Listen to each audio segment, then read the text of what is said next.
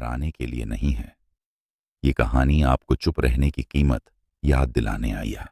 जिस औरत को गांव ने चुड़ैल कहकर जिंदा जला दिया, मरने से पहले उसने बस इतना कहा, मैं लौटूंगी। आज उस गांव में कोई भी सुकून से नहीं सोता। देवगढ़ एक छोटा सा गांव था, नक्शे में मुश्किल से दिखने वाला। दिन में सब कुछ सामान्य लगता, खेत, कुएं, मंदिर और बच्चों की आवाजें।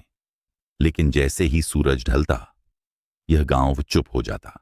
यहां लोग दरवाजे बंद कर लेते थे, खिड़कियां नहीं खुलती थीं और कोई भी रात में किसी का नाम लेकर नहीं पुकारता था, क्योंकि देवगढ़ में नाम लेने से कुछ जाग जाते हैं। 20 साल पहले देवगढ़ में एक औरत रहती थी। नाम था कौशल्या। वो न तांत्रिक थी न जादूगरनी। वो बस जड़ी बूटियां जानती थीं, पुरानी किताबें पढ़ती थीं और बीमारों की मदद करती थीं। लोग उसे माई कहते थे। लेकिन गांव में औरत का ज्ञान जल्दी या देर से डर बन ही जाता है। एक रात मुखिया का बेटा तेज बुखार में तड़पने लगा। डॉक्टर शहर में था, बारिश थी, रास्ता बंद। कौशल्या को बुलाया गया।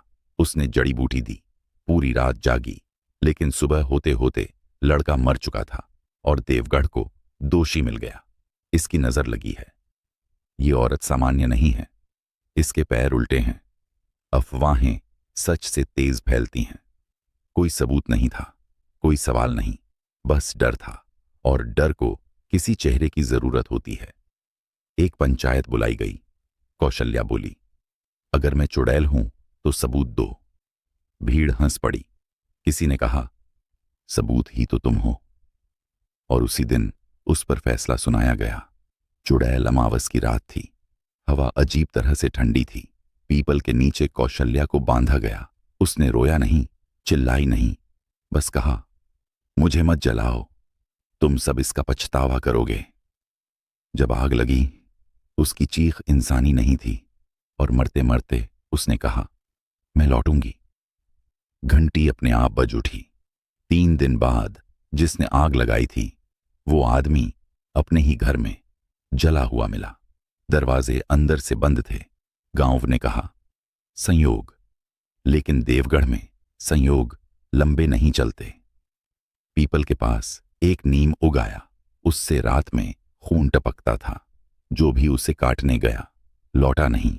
लोगों ने देखा, पेड़ के नीचे एक औरत खड़ी रहती है, बाल खुले, आंखें काली। अब रात को बच्चों के रोने की आवाज आती, लेकिन गांव में कोई बच्चा रो नहीं रहा होता। माएं कहती, किसी ने मेरे बच्चे को नाम लेकर बुलाया। सीमा नाम की लड़की कौशल्या की झोपड़ी में गई। वहां एक पुरानी डायरी मिली। उसमें लिखा था, अगर मुझे मारा गया तो मेरा बदला डर से लिया जाएगा। मैं एक नहीं रहूंगी, मैं आवाज बन जाऊंगी। पूर्णिमा की रात झोपड़ी का दरवाजा खुला। कौशल्या बाहर आई, लेकिन वो औरत नहीं थी। उसकी आवाज कई आवाजों जैसी थी। उसने कहा, अब बारी तुम्हारी है। एक एक करके सब मरे। कोई जला, कोई पागल हुआ, कोई गायब। जैसे जैसे दोषी खत्म हुए, शोर भी कम होता गया। एक सुबह देवगढ़ खाली था। घर थे, खेत थे, लेकिन इंसान नहीं। पीपल के नीचे बस राख थी। हर चुड़ैल जादू से नहीं बनती, कुछ समाज बनाता है। लेकिन कहानी यहां खत्म नहीं हुई, क्योंकि देवगढ़ खाली होने के बाद भी डर खाली नहीं हुआ था। सालों बाद लोग कहने लगे कि देवगढ़ उजड़ चुका है। वहां अब सिर्फ खंडहर हैं, टूटे घर हैं और हवा में एक अजीब सी नमी है। सरकार ने उस जमीन को नीलाम कर दिया। शहर से कुछ लोग आए। उन्हें न चुड़ैलों पर यकीन था, न अफवाहों पर। उनके लिए देवगढ़ बस सस्ती जमीन थी। पहली रात सब सामान्य लगी। दूसरी रात हवा कुछ ज्यादा ठंडी थी। तीसरी रात किसी ने नाम लेकर पुकारा, सीमा। आवाज इतनी पास से आई जैसे किसी ने कान के पास फुसफुसाया हो। सीमा ने कहा, यहां तो हम 4 लोग हैं, मेरा नाम किसने लिया? कोई जवाब नहीं मिला। लेकिन उसी रात पुराने पीपल के नीचे घंटी अपने आप बज उठी। सुबह एक आदमी गायब था।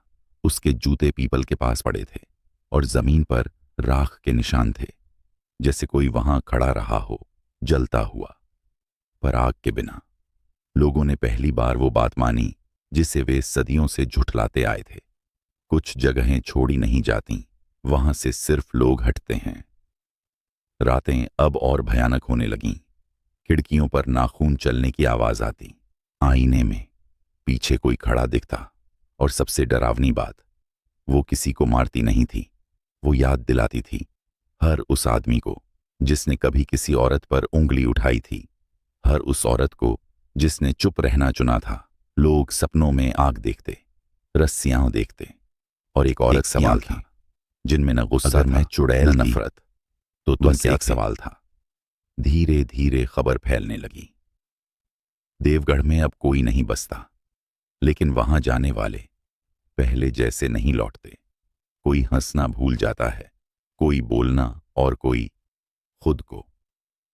आज भी अगर किसी गांव में किसी औरत को बिना सबूत के दोषी ठहराया जाता है, अगर उसे डर का नाम दिया जाता है, तो हवा में वही ठंडक आ जाती है, और बहुत दूर कहीं एक घंटी धीरे से बजती है, क्योंकि चुड़ैल अब किसी एक जंगल में नहीं रहती। वो हर उस जगह जन्म लेती है जहां इंसाफ डर से हार जाता है। और अगर आज रात आपको लगे कि किसी ने आपका नाम लिया है, तो याद रखना, शायद वो कहानी आपके दरवाजे तक आ चुकी है। और जब कहानी आपके दरवाजे तक पहुंच जाती है, तो वो दस्तक नहीं देती, वो पहचान बताती है। शहर में एक नई घटना हुई। एक साधारण सी कॉलोनी में एक साधारण सा घर, जहां एक लड़की ने थाने में शिकायत दर्ज कराई थी। उसने कहा था, रात को कोई मेरे कमरे में आता है। पुलिस हंसी, परिवार चुप रहा। पड़ोसी बोले, लड़कियां ज्यादा सोचती हैं। तीसरी रात वो लड़की अपने ही कमरे में जली हुई मिली। आग कहीं नहीं थी, लेकिन शरीर पर वही निशान थे, रस्सी के और राख के। जांच रिपोर्ट में लिखा गया, कारण अज्ञात, लेकिन उसी मोहल्ले में रात को लोगों ने एक घंटी सुनी थी, धीमी, बहुत दूर की। फिर ऐसी घटनाएं अलग अलग शहरों में होने लगीं। हर जगह कहानी अलग थी, पर अंत एक जैसा, जिसे कभी चुप करा दिया गया था, वो अब खामोशी बनकर लौट रही थी। एक पत्रकार था, नाम था आदित्य। उसे एक पैटर्न दिखा। हर पीड़िता से पहले किसी न किसी औरत को अपमानित किया गया था, दोषी ठहराया गया था, और समाज ने आंखें फेर ली थीं।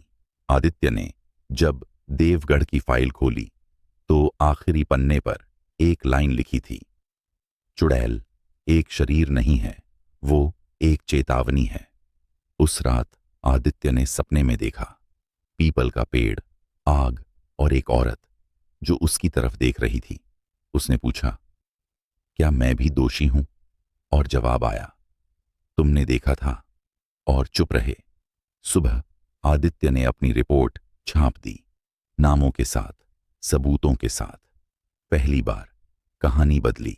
उस रात कहीं कोई आग नहीं लगी, कहीं कोई चीख नहीं आई, लेकिन घंटी एक आखिरी बार बजी। अब भी अगर कोई औरत डर के नाम पर खामोश की जाती है, तो हवा भारी हो जाती है, क्योंकि चुड़ैल अब बदला नहीं लेती, वो इंतजार करती है। और समाज हर बार खुद तय करता है कि अगली चुड़ैल कहां जन्म लेगी।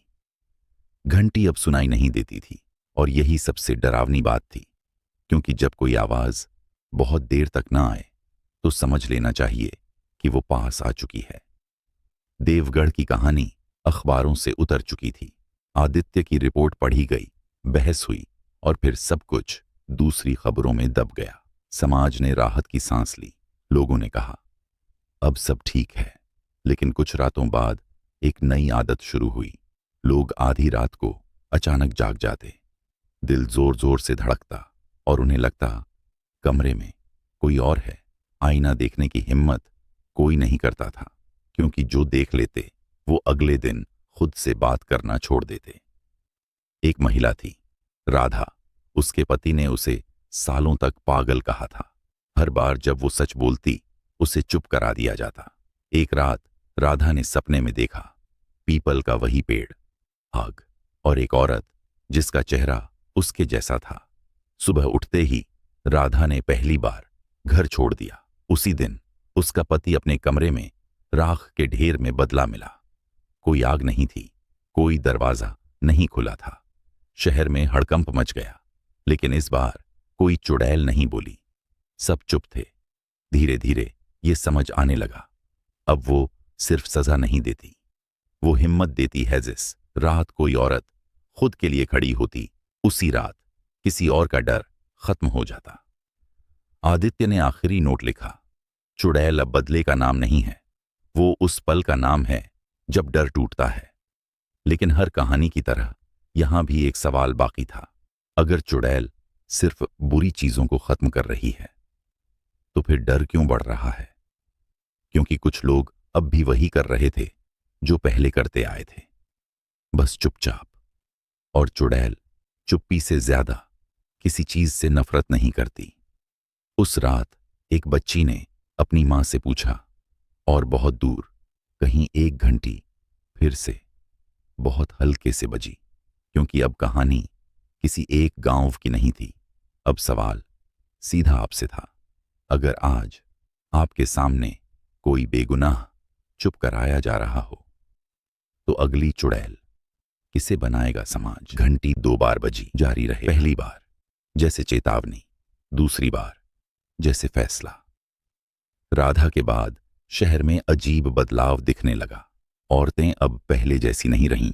वो डरती थीं, लेकिन चुप नहीं रहती थीं। किसी ने ऑफिस में आवाज उठाई, किसी ने घर छोड़ा, किसी ने पहली बार नहीं कहा। और हर बार जब ऐसा हुआ, उसी रात किसी और घर में अंधेरा गाढ़ा हो गया। कोई मरा नहीं, लेकिन कई लोग अपनी परछाई से डरने लगे। एक आदमी था, विक्रम। शहर में इज्जतदार माना जाता था, दान पुण्य करता, मंचों पर बोलता। लेकिन उसके घर में उसकी बेटी बोलना भूल चुकी थी। एक रात विक्रम ने आईने में देखा, पीछे कोई खड़ा है। उसने मुड़कर देखा, कमरा खाली था, लेकिन आईना अब भी भरा हुआ था। आईने में एक औरत दिखी, आंखें काली, चेहरा जला हुआ नहीं, बस थका हुआ। उसने पूछा, तुम्हें याद है तुमने किसे चुप कराया था? विक्रम चिल्लाया। लाइट जली, आईना साफ। अगली सुबह विक्रम मंच पर नहीं पहुंचा। उसके कमरे में कोई लाश नहीं थी, बस उसकी आवाज लौट कर नहीं आई। डॉक्टर बोले वो बोल नहीं सकता। शहर में अब मौत नहीं हो रही थी, लेकिन डर जिंदा था। आदित्य ने महसूस किया, कहानी बदल चुकी है। चुड़ैल अब खून नहीं मांग रही थी, वो स्वीकार मांग रही थी। उसने एक आखिरी रिपोर्ट लिखी। शीर्षक था, डर का अंत तभी होता है जब सच बोला जाए। रिपोर्ट छपते ही घंटी नहीं बजी। पूरी रात हवा भी नहीं चली, जैसे किसी ने सुन लिया हो। लेकिन सुबह शहर की दीवारों पर एक वाक्य लिखा मिला, मैं देख रही हूं। लिखावट जलने जैसी थी, स्याही नहीं, राख से। लोग डर गए। कुछ ने कहा, अब ये बहुत हो गया। और यही सबसे खतरनाक पल होता है, जब समाज डर से तंग आकर उसे खत्म करना चाहता है। उसी रात कई लोग इकट्ठा हुए, मोमबत्तियां, नारे और एक नाम, चुड़ैल। इतिहास खुद को दोहराने चला, लेकिन इस बार आग नहीं जली।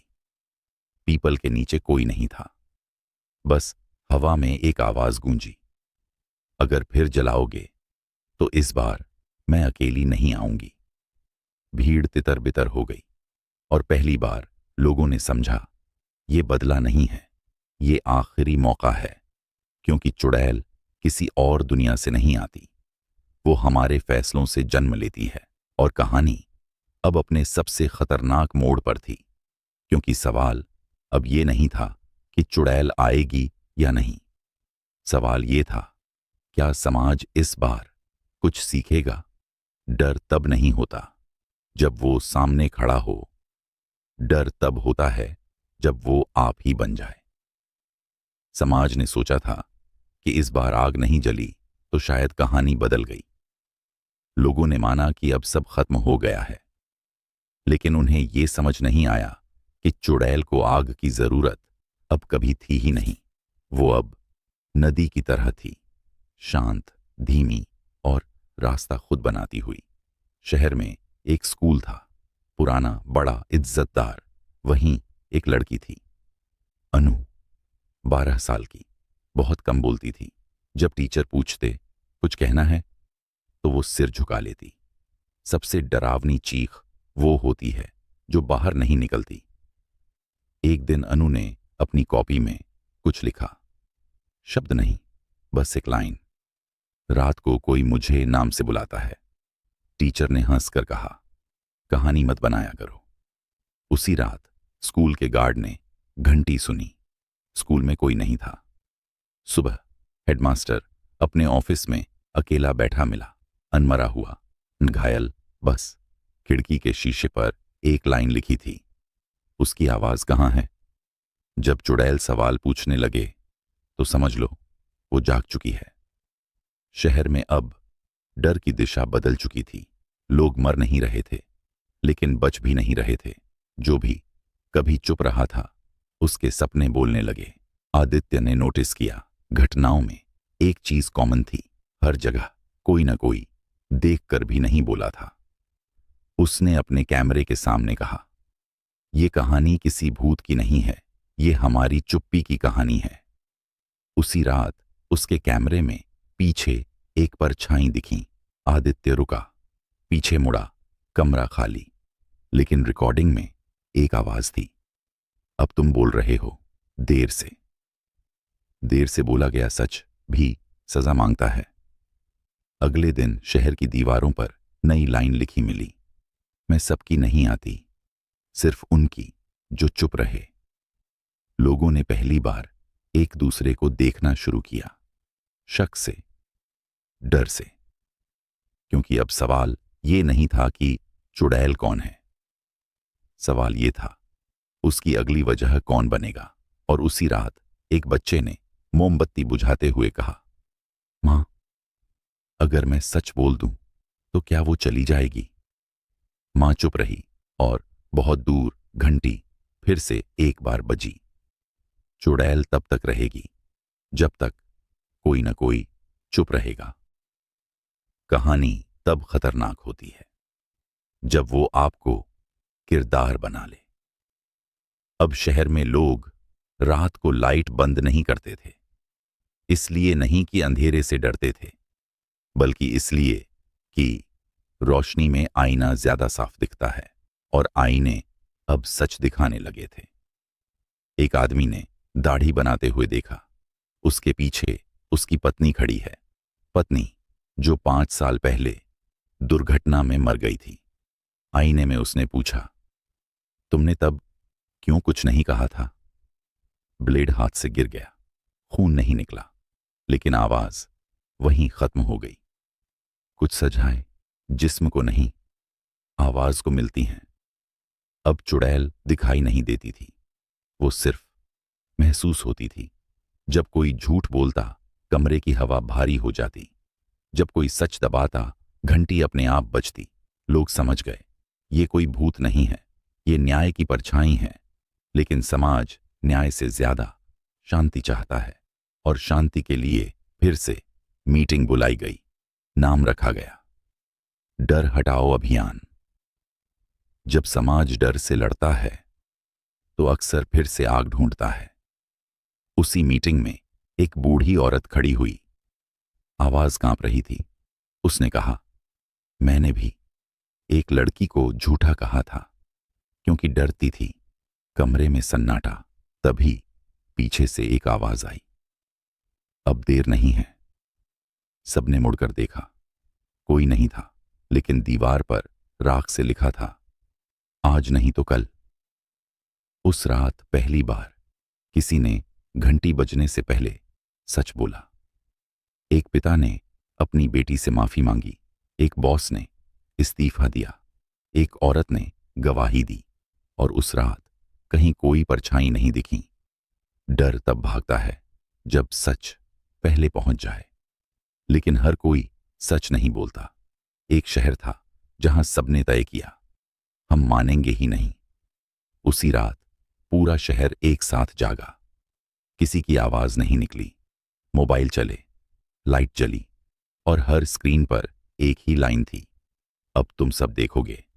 सुबह कोई मरा नहीं था, लेकिन हर इंसान खुद को पहली बार स्पष्ट देख रहा था। चुड़ैल मारने नहीं आई, वो जगाने आई है। अब कहानी अपने आखिरी मोड़ की तरफ बढ़ रही है, जहां सवाल ये नहीं रहेगा कि चुड़ैल क्या करेगी। हर कहानी का अंत होता है, लेकिन कुछ कहानियां खत्म होने का नाटक करती हैं। उस रात घंटी नहीं बजी, हवा नहीं चली, कुत्ते नहीं भौंके। शहर पहली बार पूरी तरह शांत था। इतनी शांति कि डर भी सुनाई नहीं दे रहा था। लोग सोए, बिना सपनों के। सुबह जब आंख खुली तो सब कुछ वैसा ही था। सड़कें, घर, लोग, लेकिन कुछ गायब था। जब डर चला जाता है तो सबसे पहले बहाने मरते हैं। अब कोई किसी को चुप नहीं करा रहा था। अब कोई बाद में नहीं कह रहा था। लोग बोल रहे थे, धीरे, डरते हुए, लेकिन बोल रहे थे। और यही सबसे अजीब था। अब चुड़ैल दिखाई नहीं दे रही थी, न आईने में, परछाई में, न सपनों में। जैसे उसकी जरूरत खत्म हो गई हो। आदित्य आखिरी बार देवगढ़ गया। पीपल का पेड़ अब भी था, लेकिन जला हुआ नहीं। उसके नीचे कोई राख नहीं थी, बस एक पत्थर पर एक लाइन खुदी थी, मैं चली गई हूं। सबसे डरावनी बात यह नहीं होती कि कोई आ जाए। सबसे डरावनी बात होती है कि वो अपना काम करके चली जाए। आदित्य ने चारों तरफ देखा। हवा शांत थी, आसमान साफ।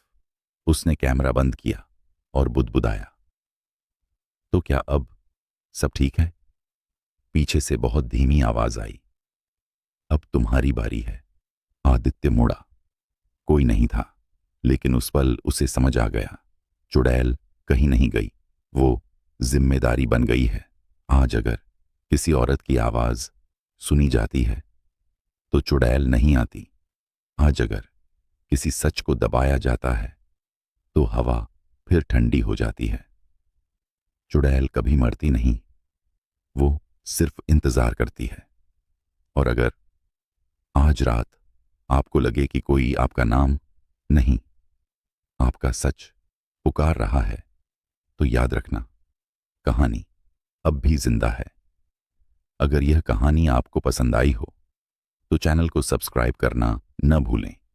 वीडियो को लाइक करें और कमेंट में जरूर बताइए आप अगली डरावनी कहानियां किस टॉपिक पर सुनना चाहते हैं, क्योंकि अगली कहानी शायद आपके सवाल से शुरू होगी।